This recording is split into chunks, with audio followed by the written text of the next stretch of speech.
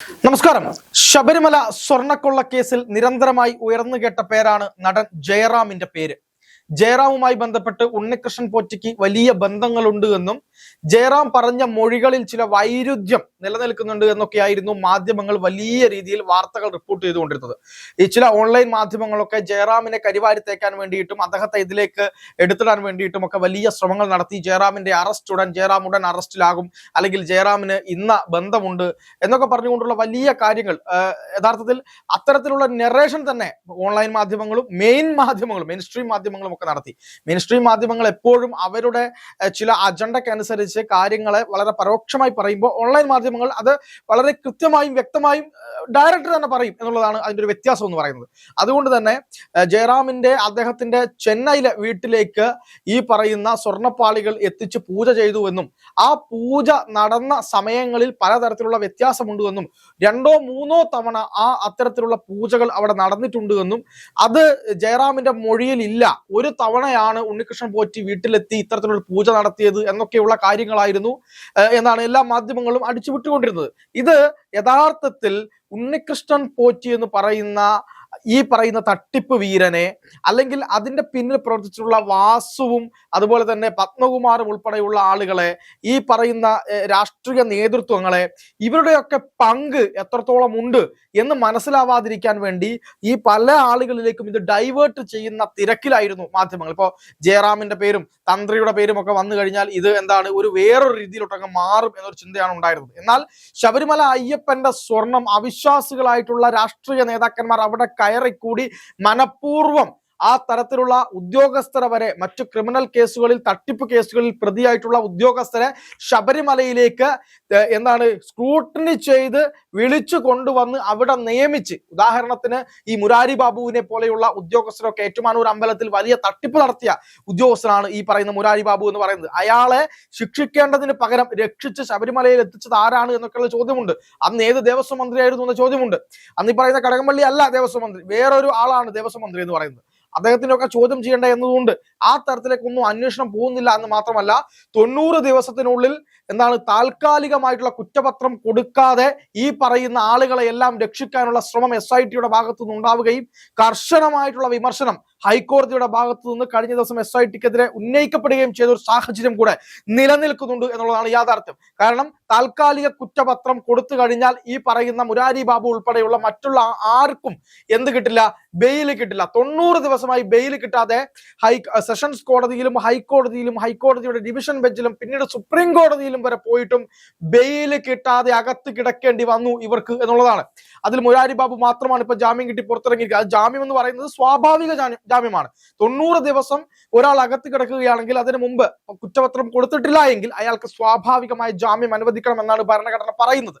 ആ ഭരണഘടനയുടെ ആ ഒരു കൃത്യമായ നിർദ്ദേശത്തിന്റെ അടിസ്ഥാനത്തിൽ മാത്രം പുറത്തിറങ്ങി നിൽക്കുന്ന ഒരാളാണ് മുരാരി ബാബു എന്ന് പറയുന്നത്. അതുപോലെ മറ്റുള്ള നേതാക്കന്മാരെയും ഒക്കെ രക്ഷിക്കാനുള്ള ശ്രമം SITയുടെ ഭാഗത്ത് നിന്ന് നടക്കുന്നുണ്ട്. SITയെ സംശയിക്കേണ്ടതുണ്ട് എന്ന് ഹൈക്കോടതി കൃത്യമായി പറയുന്ന ഒരു സാഹചര്യം കഴിഞ്ഞ ദിവസം ഉണ്ടായി എന്നുള്ളതാണ്. അവിടെയാണ് ജയറാമിന്റെ പേര് തുടർച്ചയായി അതിലേക്ക് വലിച്ചിട്ടിരുന്ന ഒരു കാര്യം നമ്മൾ കണ്ടത്.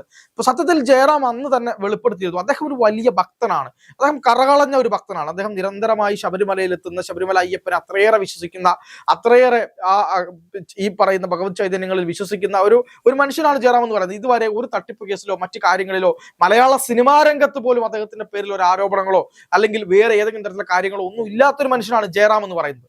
അത്തരത്തിലുള്ള ജയറാമിനെ ഇതിലേക്ക് മനഃപൂർവ്വം വലിച്ചിടുകയും ജയറാം എന്തോ തെറ്റ് ചെയ്തു എന്നുള്ള നിലയിലേക്കൊക്കെ ചില സോഷ്യൽ മീഡിയ പ്ലാറ്റ്ഫോമുകളെല്ലാം ചേർന്നുകൊണ്ട് അദ്ദേഹത്തെ അങ്ങ് ഇല്ലാതാക്കാം എന്ന് തുടങ്ങിയിട്ടുള്ള കാര്യങ്ങളൊക്കെ ഉണ്ടായിരുന്നു. യഥാർത്ഥത്തിൽ തെറ്റു ചെയ്തിട്ടുണ്ടെങ്കിൽ ആരായാലും എന്ത് ചെയ്യപ്പെടണം? ശിക്ഷിക്കപ്പെടണം. പക്ഷെ ഇവിടെ ജയറാമിന് പറ്റിയത് എന്താണ്? അദ്ദേഹത്തിന് ഭക്തി കൂടുകയും അമിതമായി ആളുകളെ വിശ്വസിക്കുകയും ചെയ്തു എന്നുള്ളതാണ് അദ്ദേഹം ഈ കാര്യത്തിൽ ചെയ്ത തെറ്റ് എന്ന് ഞാൻ മനസ്സിലാക്കുന്നത്. കാരണം അയ്യപ്പനോടുള്ള ഭക്തി മൂലം ഈ ഉണ്ണികൃഷ്ണൻ പോറ്റി പറഞ്ഞ കാര്യങ്ങൾ അദ്ദേഹം വിശ്വസിച്ചിട്ടുണ്ടാവാം.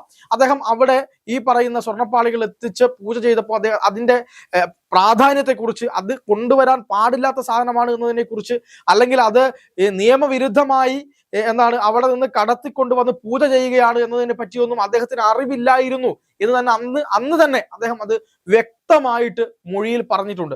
ഇന്ന് SIT വീണ്ടും ജയറാമിനെ വിളിച്ച് കഴിഞ്ഞ ദിവസം ജയറാമിനെ SIT വീണ്ടും അദ്ദേഹത്തിന്റെ മൊഴി എടുക്കുകയും വ്യക്തത വരുത്തുകയും ചെയ്തിട്ടുണ്ട്. ഇതിൽ പലതരത്തിലുള്ള അഭ്യൂഹങ്ങൾ ഉണ്ടായിരുന്നു. അതായത് ജയറാം പലതരത്തിലുള്ള മൊഴി മാറ്റി പറഞ്ഞു, മൊഴികൾ തമ്മിൽ വൈരുദ്ധ്യമുണ്ട് തുടങ്ങിയ കാര്യങ്ങളൊക്കെ ഉണ്ടായിരുന്നു. പക്ഷെ ഇതൊക്കെ മാധ്യമങ്ങളുടെ സൃഷ്ടി മാത്രമാണ്. ജയറാം എന്താണ് പറഞ്ഞത്, എന്താണ് മൊഴി കൊടുത്തത് തുടങ്ങിയ കാര്യങ്ങളൊന്നും തന്നെ SIT പുറത്തുവിട്ടിട്ടില്ല.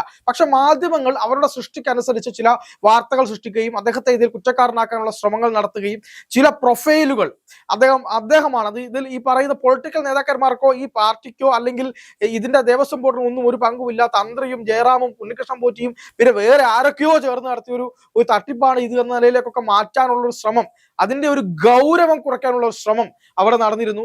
മാത്രമല്ല ജയറാം ഒരു ബ്രാഹ്മണനാണ്, ഇതൊരു ബ്രാഹ്മണിക്കൽ ഹെജ്മണിയാണ് തുടങ്ങിയ കാര്യങ്ങളൊക്കെ തന്ത്രിയെ കൂട്ടിച്ചേർത്ത് പറയുന്ന ആളുകളൊക്കെ ഞാൻ കണ്ടു. അതൊക്കെ കാണുമ്പോൾ ചിരിയാണ് വരുന്നത് സത്യത്തിൽ. കാരണം എന്താണ് ഇവിടെ നടക്കുന്നത് എന്നൊരു യാഥാർത്ഥ്യ ബോധം വേണ്ട. എന്തെങ്കിലും ഒരു കാര്യം കിട്ടിയാൽ ഒരാളെ കരിവാരിത്തേക്കാൻ വേണ്ടി അതിന്റെ സത്യാവസ്ഥ മനസ്സിലാകുന്നതിന് മുമ്പ് അവരെ ഇല്ലാതാക്കാൻ വേണ്ടി ഇറങ്ങി പുറപ്പെടുന്ന ഒരു പറ്റം ആളുകളാണ്. അതായത് ഇപ്പൊ മുരാരി ബാബുവിന്റെയോ വാസുവിന്റെയോ അല്ലെങ്കിൽ പത്മകുമാറിന്റെയോ ഒക്കെ കൃത്യമായിട്ടുള്ള എവിഡൻസ് കൃത്യമായി അല്ലെങ്കിൽ എന്താണ് ഈ പറയുന്ന കോടതിയിൽ SIT കൊടുത്തിട്ടുള്ളത് നമുക്ക് കിട്ടും. പക്ഷെ ജയറാമിന്റെ കാര്യത്തിൽ ഒരു തരത്തിലുമുള്ള ഒരു പരാതി SITക്ക് ഇല്ല എന്നുള്ളതാണ്. അങ്ങനെ ഇല്ലാതിരിക്കുമ്പോൾ വെറുതെ ഒരു നെറേറ്റീവ് ഉണ്ടാക്കുകയും അദ്ദേഹത്തെ ഇതിൽ ഉൾപ്പെടുത്താനുള്ള ശ്രമങ്ങൾ നടത്തുകയും അദ്ദേഹം എന്തോ തെറ്റ് ചെയ്തിട്ടുണ്ട് എന്ന് വരുത്തി തീർക്കാനുള്ള ശ്രമങ്ങൾ ആരംഭിക്കുകയും ചെയ്തു എന്നുള്ളതാണ്. ഇതിൽ യഥാർത്ഥത്തിൽ അദ്ദേഹത്തിന്റെ അടുത്തേക്ക് ഉണ്ണികൃഷ്ണൻ പോറ്റിയും അതുപോലെ തന്നെ ചില ആളുകളും ജയറാമിനെ തെറ്റിദ്ധരിപ്പിക്കുകയും അദ്ദേഹത്തിന്റെ ഭക്തിയെ മുതലെടുക്കുകയും അദ്ദേഹത്തിന്റെ ഭക്തിയുമായി ബന്ധപ്പെട്ട കാര്യത്തിൽ അദ്ദേഹത്തെ തെറ്റിദ്ധരിപ്പിച്ച് അദ്ദേഹത്തെ ഇതിലേക്ക് വലിച്ചിടുകയായിരുന്നു എന്നുള്ളതാണ് ഇപ്പോൾ SIT കണ്ടെത്തിയിട്ടുള്ളത്. ജയറാമിന് SIT ക്ലീൻ ചിറ്റ് കൊടുത്തിരിക്കുന്നു. ജയറാമിന് ഈ തട്ടിപ്പുമായി ബന്ധപ്പെട്ടോ അല്ലെങ്കിൽ മറ്റ് അവിടെ നിന്ന് കടത്തിയ സാധനങ്ങളുമായി ബന്ധപ്പെട്ടോ അല്ലെങ്കിൽ പ്രത്യേക തരത്തിലുള്ള ഏതെങ്കിലും പൂജാ സംവിധാനങ്ങളുമായി ബന്ധപ്പെട്ടോ ഒന്നും തന്നെ യാതൊരു അറിവും ഉണ്ടായിരുന്നില്ല.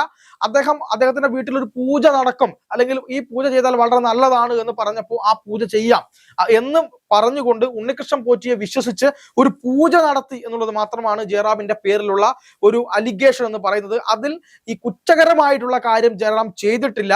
ഈ മനഃപൂർവ്വം അറിഞ്ഞുകൊണ്ട് നിയമവിരുദ്ധ പ്രവർത്തനത്തിൽ അദ്ദേഹം ഏർപ്പെട്ടിട്ടില്ല എന്നുള്ളത് തന്നെയാണ് SITയുടെ കണ്ടെത്തലിൽ വന്നിരിക്കുന്നത്.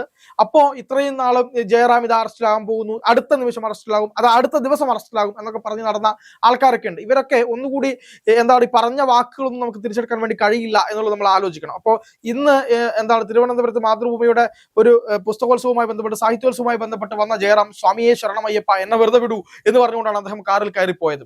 വളരെ കൃത്യമാണ്. കാരണം അറിയാത്ത കാര്യങ്ങൾ ഒരാളുടെ മുകളിലേക്ക് കെട്ടിവെച്ച് അയാളെ ഇല്ലാതാക്കാനൊക്കെ ശ്രമിക്കുമ്പോൾ എപ്പോഴും നമ്മൾ കാണേണ്ടത് ചില ആളുകൾക്ക് ഒരു സ്വഭാവമുണ്ട്. സിനിമയിലെ ആളുകളായിക്കോട്ടെ അല്ലെങ്കിൽ സെലിബ്രിറ്റികളായിക്കോട്ടെ, അവരൊക്കെ ഏതെങ്കിലും ഒരു കേസിന്റെ ഏതെങ്കിലും ഒരു ഭാഗത്തു കൂടി വന്നാൽ അതിലെ സത്യാവസ്ഥ അന്വേഷിക്കാതെ അവരെ കുറ്റവാളിയാക്കി മുദ്ര കുത്തി ഒരു സമൂഹത്തിലൊക്കെ വലിച്ച് അപമാനിക്കാനുള്ള ശ്രമം നടത്തുന്നതായിട്ട് നമുക്ക് കാണാൻ കഴിയും. പക്ഷെ നേരെ മറിച്ച് ഈ രാഷ്ട്രീയക്കാർ എത്ര കേസിൽപ്പെട്ടാലും ഈ രാഷ്ട്രീയക്കാരെ ന്യായീകരിക്കാനും അന്ധമായി വിശ്വസിക്കാനും അവരെ വീണ്ടും തെരഞ്ഞെടുപ്പിൽ മത്സരിപ്പിക്കാനും വീണ്ടും ഭരണം കിട്ടിയാൽ അവരെ വീണ്ടും സ്ഥാനങ്ങളിൽ കൊണ്ടുവരാനും ഒക്കെ ആളുകൾ ഉണ്ടാകുന്ന ഒരു കാലഘട്ടത്തിൽ കൂടിയാണ് നമ്മൾ പോകുന്നത് എന്നുകൂടെ നമ്മൾ മനസ്സിലാക്കണം. അപ്പോൾ യഥാർത്ഥത്തിൽ ശബരിമലയുമായി ബന്ധപ്പെട്ട് ശബരിമലയിലെ ഈ കോടിക്കണക്കിന് രൂപയുടെ തട്ടിപ്പ് അവിടെ നടന്നിട്ടുണ്ട് എന്നുള്ളത് ഉൾപ്പെടെയുള്ള കാര്യങ്ങൾ പുറത്തു വന്നിരുന്നു. വിജയ് മല്യ ഉൾപ്പെടെയുള്ള ആളുകൾ അവിടെ നിന്ന് മുൻപ് അവിടുത്തെ കൊടിമരം അവിടെ നിന്ന് മാറ്റുകയും കൊടിമരം അവിടെ നിന്ന് കൊണ്ടുപോയി വലിയ തുകയ്ക്ക് വിറ്റു. യഥാർത്ഥത്തിൽ ഒരു കൊടിമരം അല്ല അത്. ആ കൊടിമരത്തിൽ നിരന്തരമായി ഇടിമിന്നൽ അടിച്ച് ഒരു കെമിക്കൽ പ്രൊസീജിയർ നടന്ന് അവിടെ അത് ഇറിഡിയമായി മാറി. ഇറിഡിയം എന്ന് പറയുന്നത് വിലമതിക്കാനാവാത്ത ഒരു കാര്യമാണ്. അത്തരം വിലമതിക്കാനാവാത്ത ഒരു വസ്തുവായി ഇറിഡിയം മാറി. ആ ഇറിഡിയത്തെ ഈ ആളുകളെ തെറ്റിദ്ധരിപ്പിച്ച് ഇറിഡിയം കൊണ്ടുപോവുകയും പകരം നിസ്സാരമായ, അതായത് 100 കോടിയോ അല്ലെങ്കിൽ 500 കോടിയുടെയോ എന്തെങ്കിലും ഒക്കെ കാര്യം ശബരിമലയിൽ കൊടുത്താൽ പോലും ഏറ്റവും നിസ്സാരമായ തുക കൊടുത്ത് അവിടെ മാറ്റിയെന്ന് മാത്രമേ നമുക്ക് പറയാൻ പറ്റൂ. കാരണം ലക്ഷക്കണക്കിന് കോടി രൂപയുടെ സാധനമാണ് ഈ ഇറിഡിയം എന്ന് പറയുന്നത്. അത് വിൽപ്പന നടത്തി വിജയ് മല്യ എന്നുള്ളതാണ്. ആ വിജയ് മല്യ ഇപ്പൊ എവിടെയാണുള്ളത്? ബിസിനസ്സുകളും കാര്യങ്ങളും എല്ലാം പൊടിഞ്ഞ് ഇന്ത്യയിൽ കാല് കുത്താനാവാതെ ലോകരാജ്യങ്ങളുടെ മുന്നിൽ കള്ളനായി കഴിയേണ്ടി വരുന്ന ഒരു അവസ്ഥ ഈ വിജയ് മല്യയ്ക്ക് ഉണ്ടായി എന്നുള്ളത് കൂടി നമ്മൾ മനസ്സിലാക്കണം. അതിന്റെ പുറത്ത് അവിടെ നിന്ന് തുടങ്ങിയ തട്ടിപ്പ് ഇവിടെ ഭഗവാന്റെ സ്വർണവും, കട്ടിളപ്പാളിയിലെ സ്വർണവും, ഈ രുദ്രാക്ഷമാലയിലെ സ്വർണവും, ദ്വാരപാലക വിഗ്രഹത്തിലെ സ്വർണവും, ശിവവിഗ്രഹത്തിലെ സ്വർണവും ഒക്കെ അടിച്ചു മാറ്റി, കാണിക്ക അടിച്ചു മാറ്റി, അവിടെ ശബരിമലയിൽ കൊടുക്കുന്ന നെയ്യിലും അരവണയിലും ഉൾപ്പെടെ അഴിമതി കാണിക്കുന്ന ഒരു പറ്റം രാഷ്ട്രീയ കൊള്ളക്കാരുടെ സംഘമായിട്ട് ഇവിടെ അത്തപ്പതിച്ചു പോയ ഒരു സമയത്ത് അന്ന് ഇതിന് നേതൃത്വം കൊടുത്തിട്ടുള്ള ആളുകൾ, PS പ്രശാന്ത് ഉൾപ്പെടെ, കടകംപള്ളി സുരേന്ദ്രൻ ഉൾപ്പെടെയുള്ള ആളുകളെ ഇപ്പോഴും SIT സംരക്ഷിക്കുകയാണ് എന്ന തലത്തിലേക്ക് തന്നെ കാര്യങ്ങൾ എത്തുന്നു എന്നുള്ളതാണ് നമ്മൾ മനസ്സിലാക്കേണ്ടത്. കാരണം വീണ്ടും ഹൈക്കോടതി ഈ കാര്യത്തിൽ SITയെ നിശ്ചിതമായി വിമർശിക്കുന്ന തരത്തിലേക്ക് കാര്യങ്ങൾ പോയി. 2 പ്രധാനപ്പെട്ട IPS ഉദ്യോഗസ്ഥർ SITക്ക് മേൽ സമ്മർദ്ദം ചെലുത്തുന്നുണ്ട്, മുഖ്യമന്ത്രിയുടെ ഓഫീസ് SITയെ നിയന്ത്രിക്കാൻ ശ്രമിക്കുന്നുണ്ട് തുടങ്ങിയ കാര്യങ്ങളൊക്കെ പുറത്തു വന്നിരുന്നു. ഈ ഹൈക്കോടതിയുടെ നേതൃത്വത്തിലുള്ള ഒരു അന്വേഷണം ആയതുകൊണ്ട് മാത്രമാണ് ഇത്രയും കള്ളന്മാരെയെങ്കിലും പിടിക്കാൻ കഴിഞ്ഞത് എന്നുള്ളതാണ് യാഥാർത്ഥ്യം. ആ യാഥാർത്ഥ്യം മുന്നിൽ നിൽക്കുമ്പോൾ തന്നെയാണ് ഇപ്പോൾ ജയറാമിന് ക്ലീൻ ചിറ്റ് കിട്ടിയിരിക്കുന്നത്. പക്ഷേ ജയറാമിന് ക്ലീൻ ചിറ്റ് കിട്ടി, അദ്ദേഹത്തെ ഇനിയെങ്കിലും ഈ ചർച്ചയിൽ നിന്ന് ഒഴിവാക്കുക. ഈ തന്ത്രിയുടെ വാജിവാഹന കൈമാറ്റവുമായി ബന്ധപ്പെട്ട് ഇപ്പൊ ഒന്നും മിണ്ടുന്നില്ല. തന്ത്രിയാണ് മൊത്തത്തിലും സൂത്രധാരൻ എന്നായിരുന്നു പറഞ്ഞുകൊണ്ടിരുന്നത്. പക്ഷെ വാജിവാഹനം ഹൈക്കോടതിയുടെ അനുമതിയോടെ താന്ത്രികപരമായിട്ടുള്ള കർമ്മത്തിന്റെ താന്ത്രിക രീതിയിൽ തന്നെയാണ് കൈമാറിയത് എന്ന വിവരം പുറത്തു വന്നപ്പോൾ അതും നിന്നു. ഇപ്പോ മൗനാനുവാദം, തന്ത്രിയുടെ ചില കാര്യങ്ങളൊക്കെ അവിടെ നടപ്പിലാക്കാൻ വേണ്ടി ദേവസ്വം ബോർഡ് പറയുന്ന പോലെ തന്നെ മൗനാനുവാദം കൊടുത്തു എന്ന രീതിയിൽ തന്നെയാണ് ഇപ്പോൾ തന്ത്രിക്കെതിരെ കേസുള്ളത്. അത് നടക്കട്ടെ, ആ രീതിയിൽ തന്നെ നടക്കട്ടെ. പക്ഷെ ഇതിന്റെ പിന്നിൽ പ്രവർത്തിച്ച രാഷ്ട്രീയ കാട്ടാളന്മാരെ കൂടി അറസ്റ്റ് ചെയ്യുന്ന രീതിയിലേക്ക് കാര്യങ്ങൾ എത്തുക തന്നെ വേണം.